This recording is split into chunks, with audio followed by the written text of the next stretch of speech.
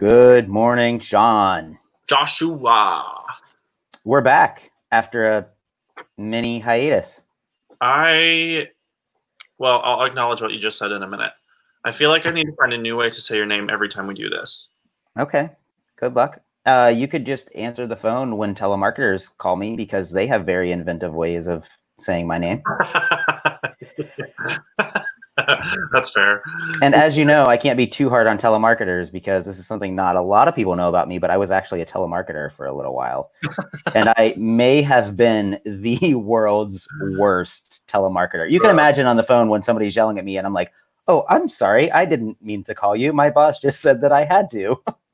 Maybe I'll try back tomorrow. I don't know. It depends on when the computer puts your number back on my screen. So yeah, I was not good at it, but I did it. I absolutely did it. So take it easy, man. Those people are just trying to make a living. It was me that was picking on them, but yeah. So let's address Friday. So Friday, we had some technical difficulties. We had some scheduling issues. We had a lot of things come up for Friday's show.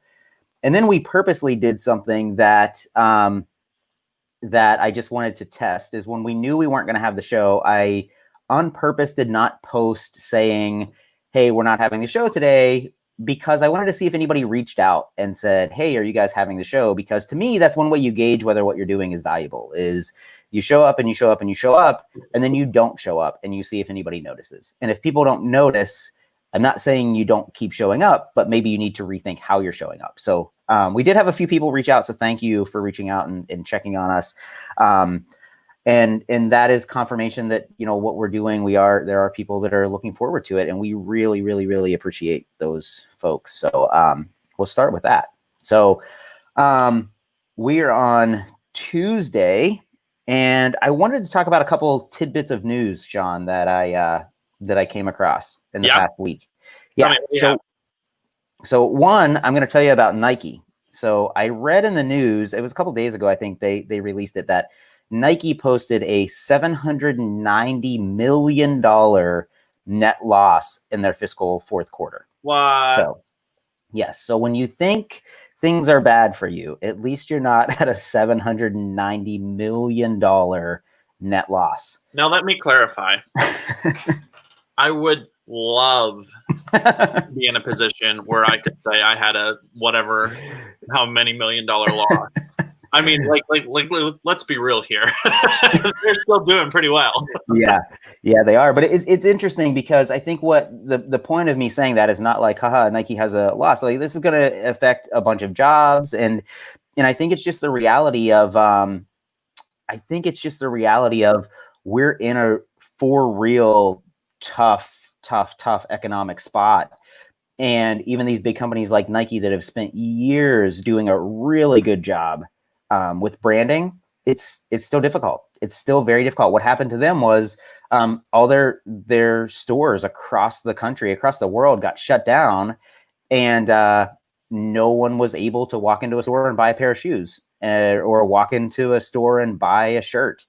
And the lesson, I think, is one. I mean, we know nobody could have predicted what was going to happen with COVID. So it's not a matter of predicting. It's a matter of being nimble. And so we've talked about a couple local businesses who, when this started to hit, were very nimble and able to adjust. We've talked about Lolly being able to do these subscription boxes like right away. When you're a really big company like that, you just can't be that nimble. And so they couldn't just revamp their entire business model in a week. And so now, you know, they're posting losses of $790 million. It's crazy. So I need to clarify something real quick because I don't know how to fix it. This is the first time this has happened. I also watch our live stream from my phone. Yeah. From my personal account. And normally I can comment from there as myself. Mm-hmm. I just commented and it showed up as Ghost Creative. So nice. It looks like Ghost Creative's kind of a, you know what? To clarify, it's just me. Yes. Everybody's well aware of what you are, Sean, but Ghost Creative is not that. I don't know why I posted this Ghost. Sorry, Mom. It's all good. It's all good. Okay, one other piece of news. This one is more interesting than the other one. Twitter has announced now, we've talked about Twitter on the show and how a lot of people are not sure how to use it. And it's a really tough platform to just create content on. It's much more about having conversations with people, because on Twitter, you can step into any conversation you want, right? There's no limit like on Facebook where you have to be friends with somebody. You don't have that on Twitter. You can just search a conversation, you can step into it and talk. Twitter announced that they are now allowing audio posts. And so just like you can post a picture or you can post a video, now you can post audio. So you can have a tweet with text just like you normally do, and attached to it is an audio file.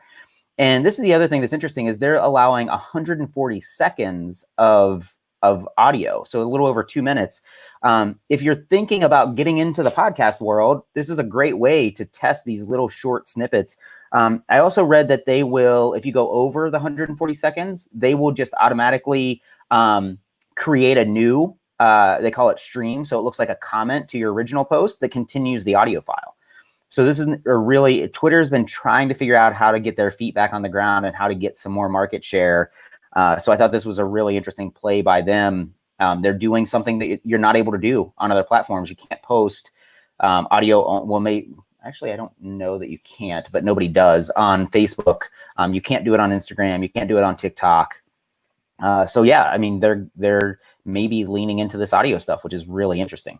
So basically, now they can hear my tone of voice when I tell people what I think about what they're saying. 100%. So this could spiral completely out of control.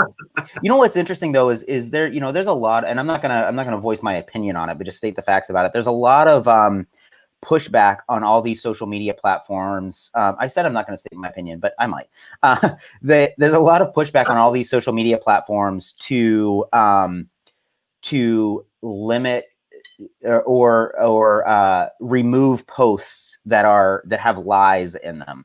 And just to be clear, it's not a surprise. Like, a lot of this pushback is on our president's tweets, and it's something that, of course, people should not be lying on social media. I don't know how you ever regulate it, but how are they going to do it now that they've gotten a ton of pushback and Twitter has started flagging posts as not true, or they're fact-checking posts by specific individuals? How do you do that with audio, right? And how do you control tone of voice in audio where the words themselves might not be the thing, but the tone of voice is the thing? So this is a really interesting play at a really interesting time where they are talking about, like pulling posts down or flagging them for lies. And now you just added this whole layer of complexity when it comes to being able to do that. So anyway, just some news for you guys. Check out the Twitter audio posts. I don't know if they're available to everyone yet because they weren't extremely clear, at least in the couple articles I read. They said that they're available. They're going to be rolling it out. So it was available on my Twitter account today. I'm not sure if everyone has access to it, but check it out. It's interesting. We're going to start playing with it a little bit, and we'll let you know how it goes from our end. So cool. Anything else, Sean, before we dive in? No, I don't think so. All right. Today, I want to talk about a little bit about marketing strategy. And so marketing strategy, you hear the strategy word thrown around a lot, and we throw it around a lot. Specifically, we want to talk about marketing strategy today and hopefully give you guys some step-by-step instructions on how to get started into creating a marketing strategy, or at least how to think about it. So let's see. Okay. So first of all, let's define what marketing strategy is. I don't like talking about things until we define them. So as we've put together these kind of more Teaching Tuesday things, you'll see that I always try to define what we're talking about, because if we're not on the same page with the definition, then the implementation of it doesn't matter. So a marketing strategy is really nothing more than an organization strategy that combines all of its marketing goals into one comprehensive plan. So the strategy is your itinerary for your vacation, right? So if I'm going to go to Florida for vacation, I put together an itinerary of when I'm leaving, and where my stops are going to be and where I'm staying and what we're going to do when we get there. You can think of it like that. It's really the strategy. It's the plan of how you're going to get from A to B. And so how do you do that? Because that's a really big thing to do. Well, we always start with goals. And when I say start with goals, it's company goals, because it's nice to want to grow your Facebook audience, right? To get more followers on Instagram. But the reality is you didn't start your business so that you can have more followers on Instagram. You have to know what your company goals are so that then you can map to what the actual campaigns are that you're going to run, because a lot of people are spending a lot of time trying to grow their social media audience, and that's doing nothing to meet their business goals. And so really dive into what your company goals are and dig deeper than the superficial ones, because it's very easy to say, like, I want to increase revenue by 10%. I want to get 5 new customers a month. And those are important because you're running a business. It's not a hobby, it's a business. So you need to make money. At the same time, those are very surface level, very superficial goals. So really dig into why your company exists and what you're really trying to do in the world, and figure out if you can wrap goals around that. And the last thing I'll say about it is, if they aren't written down where you can see them, then you don't have goals. And I really, truly mean that. Write them down where you can see them, or you don't have goals, because you're not actually going to work towards them. Okay. We tend to leave goals in our heads, because then if we miss the goal, it's very easy to just pass it off as, oh, I wasn't serious about that goal. Once you write it down and you tell your team, now you have to be serious about meeting that goal. Well, I think one of the things a lot of the businesses that we struggle with, like, people don't take the time to set goals, right? Right. So one of the more important questions some people may need to start with is, what do I need to do to free up time so I can even start defining a goal? Maybe that's where you need to start, but before this is such a critical part to the process. If you don't know your objective, if you don't know your goal, you're never going to be effective with marketing. And so do what you have to find the space to really articulate what you're after in the context of your business. Yeah. And I use the vacation example a lot, but I just think it makes sense for people. Is like, if I say I'm going on vacation, but I don't know where I'm going, would I get in the car and start driving? Yeah. Probably not, right? The first thing you do when you plan a vacation is you figure out where you're going to go. Yet with our businesses, we just get in the car and start driving with no idea of where we're actually trying to go. Figure out where you're trying to go first. So some examples of what we like, again, I'll use Ghost Creativ. Some examples of what we might have as goals is we could have, become known in the Erie region as the leader in marketing strategy, right? We could have create an end-to-end course that teaches small business owners how to create and market a brand, attract inbound leads from marketing managers at mid-sized businesses. You can have as many or as few goals as you want. I would definitely say, if you have a lot of goals, prioritize them. If you're a person that has a to-do list of 75 things on it, you don't want to pick them at random, right? It's the same with goals. If you have 10 company goals, prioritize them, because at some point you're probably going to have to choose one or the other. So make sure you have a prioritized list. The next thing is, really, for each one of those goals, define whether you need to do brand marketing or direct marketing to reach that goal.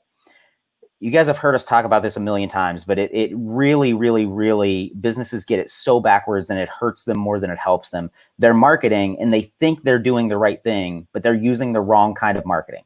If I'm trying to become known as the leader in anything, I don't do that by selling more stuff. I do it by brand marketing and telling you, giving you knowledge, explaining things to you, giving away things for free, not by selling you.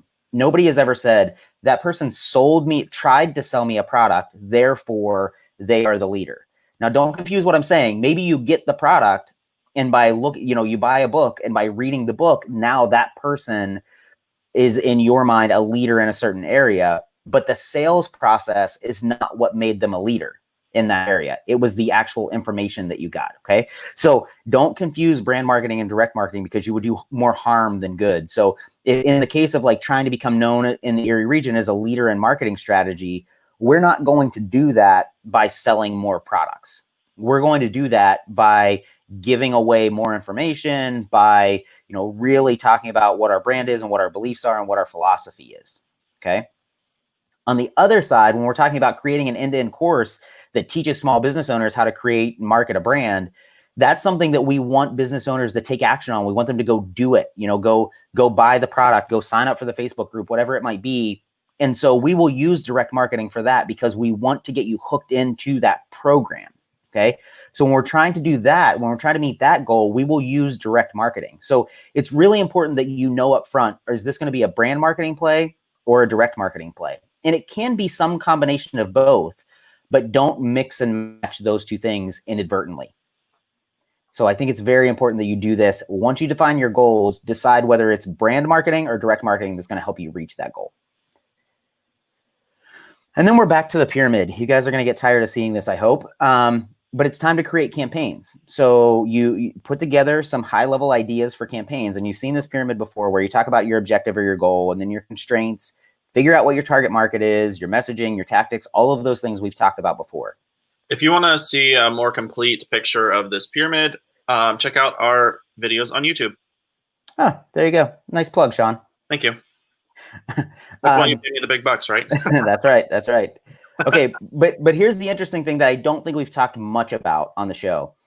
One pyramid is not enough. Okay, I know Sean made me aware that this picture is probably small, but the details of the picture is not what I want you to look at.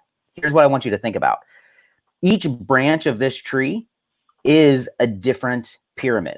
Okay, so you start with brand, the big green circle on the left. Everything has to stem from your brand. You don't create campaigns that don't stem from your brand. Okay. And then you start with your objectives, and each objective can have tons of different branches when it comes to what your target market is, what your messaging is, what your tactics are. So I want to talk about that for a minute by using an example.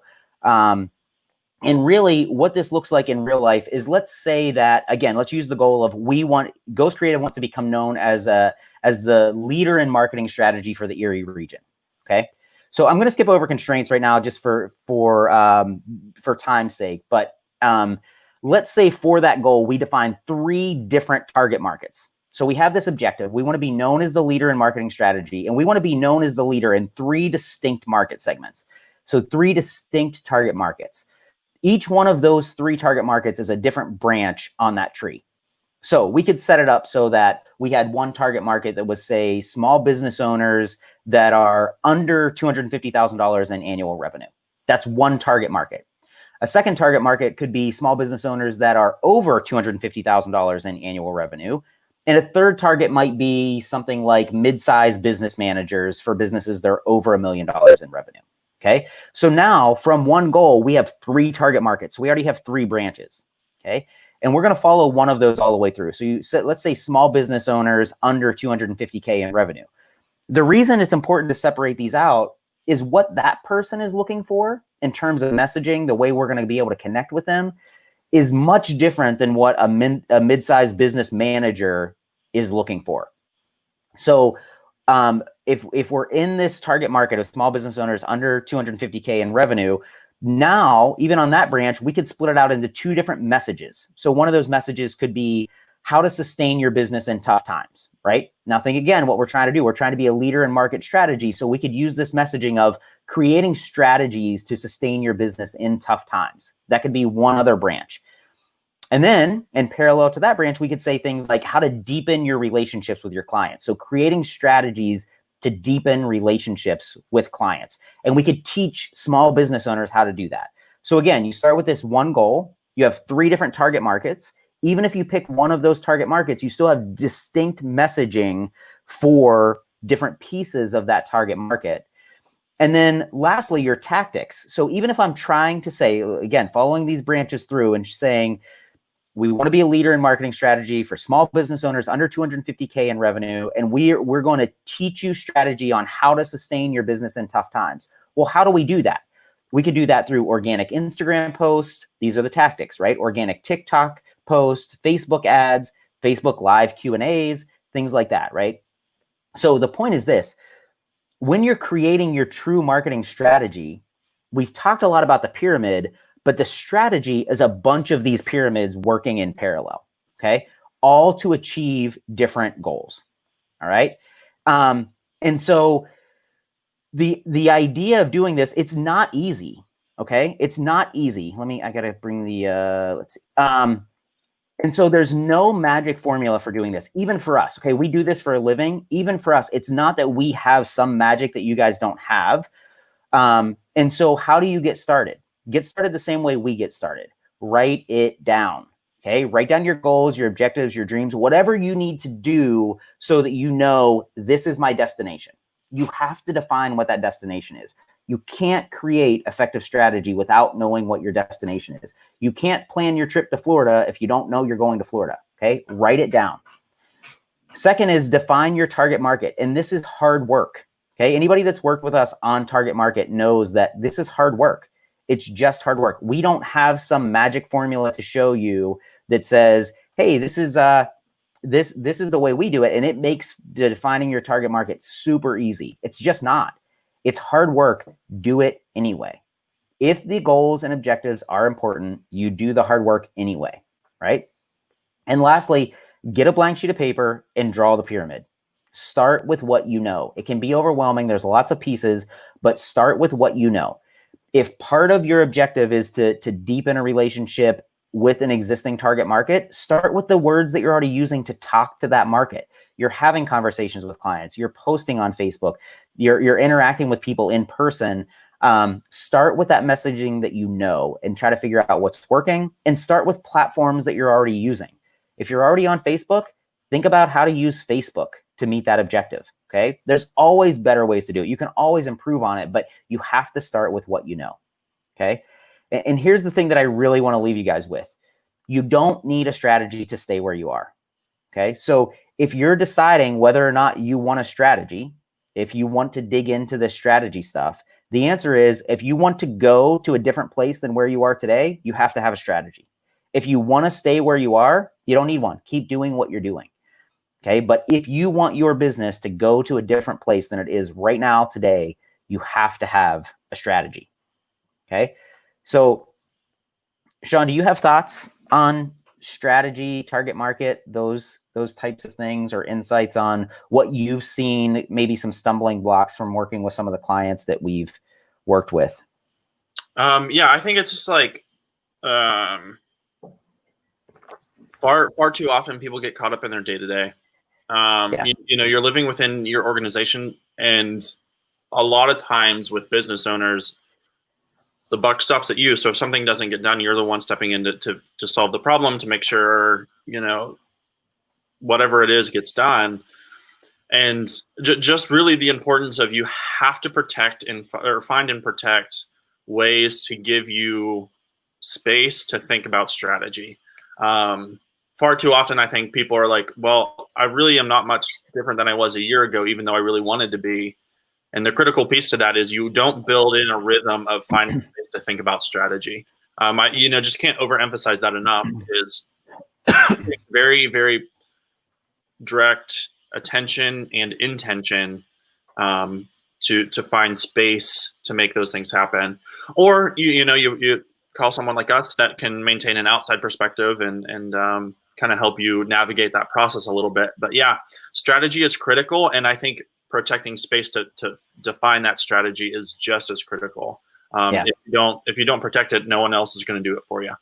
Yeah. And I think one of the things people need to understand is, if you hire a company to come in and do this, they don't do it for you. They do it with you. Okay. When you hire a company to do strategy, they don't do it for you. They do it with you.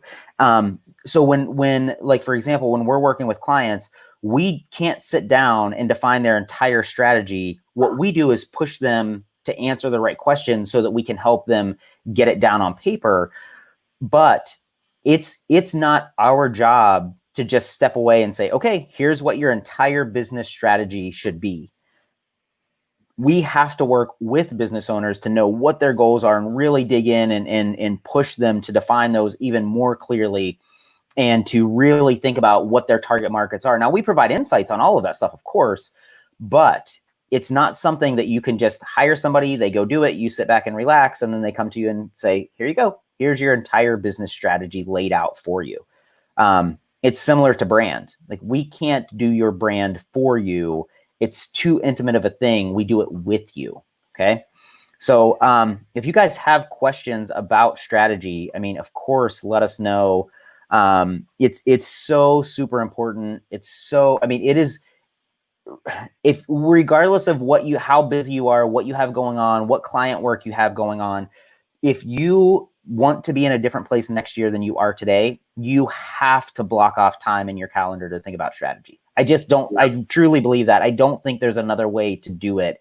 It's not just going to happen. Again, I'm going to beat this vacation analogy to death, but like, you don't just accidentally fall into a vacation, right? You have to take time and set it aside and say, nope, I'm taking time out of what I would otherwise be doing, which is still important.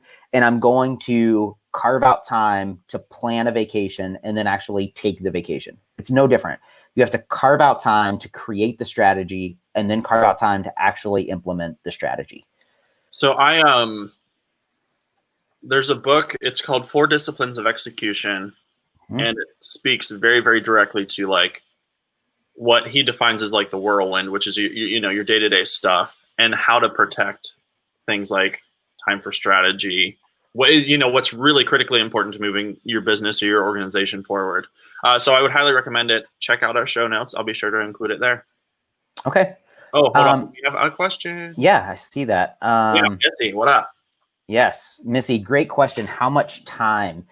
The amount of time that it takes is in direct correlation to the amount of clarity that you have around your brand and your goals. And by that, I mean, if you don't have a lot of clarity around your brand and you don't have a lot of clarity around your goals, it's going to take more time. If you're very clear about your brand and you have very clearly defined goals, creating the strategy then becomes a much more efficient process. The other thing I would say is, for most of our clients that we've worked with, setting aside very large blocks of time is difficult, because this really is, you know, I've mentioned several times, I think thinking is some of the hardest work that we can do, which is why we avoid it. But this is just something that is often too complex to sit down and block out 8 hours of your calendar and from beginning to end define your marketing strategy. I would rather see you block out an hour or two a week and really turn everything off and dive deep into it for an hour or two a week and then revisit it every week, as opposed to try to do it all in one day. I just don't think you're going to get the best result that way. So I would start by carving out an hour a week and seeing how that's working. Of course, with anything, if you want to expedite it and you want to get through strategy faster, you do an hour a day and it will get done faster. It really is. I mean, we've seen it anywhere from a couple hours to dozens of hours to get from where you are. I would say the average, you could probably do it in 8 hours on average to get to a pretty solid strategy. Well, I think so. 2 things, as you were kind of talking about that. I think it's dependent on season. So if you don't have a strategy, or if you're looking to define a new strategy, then yeah, maybe try to sacrifice some other things to invest more time in that. But if you have an articulated strategy, you can cut that back. And so I think the important thing is to find a rhythm of, I know if I need to invest more time, here are the things that I can cut out or give to someone else to create that space. But if I'm just kind of like doing check-ins on strategy, I know that, you know, I can kind of bring these things back in, find the rhythm that you need to maintain. The second thing is, I think one of the reasons why people don't spend more time here is because, like, we work a lot with clients. And so what is easy to do is say, if I don't spend this time with a client, I'm very directly not making money that I could be making. Like, there's a very, very financial kind of felt need there that you're losing out on.